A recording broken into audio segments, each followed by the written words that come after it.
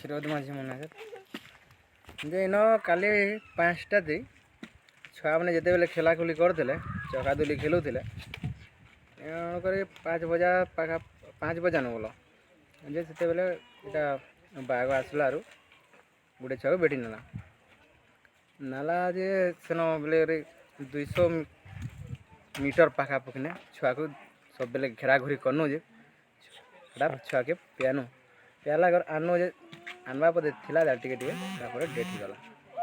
ତାପରେ ଥିଲା ଆରୁ ଏଇଟା ଯେତେବେଳେ 2-3 ବାଜଲା କିନି ସେତେବେଳେ ଗୋଟେ ଗୋଟେ ଟେକ୍ କଲା ଯେ ସେଟାକୁ ମାରି ମୁରାକରି ଖେଇ ଦେଇଛି। ଆଉ ସାମନାତି ପାଖାପାଖି ଆଡ଼େ ହଉଛେ ବୋଲ ତ ଭୋଲା ବୁଲି କରୁଛେ ଯଦି ଆଡ଼େ ସେ 2ଟା ବାଘ ଅଛେ ସବ ଗାଁ ଲୋକେ ସବ ଡରି ମରିଛନ୍ତି।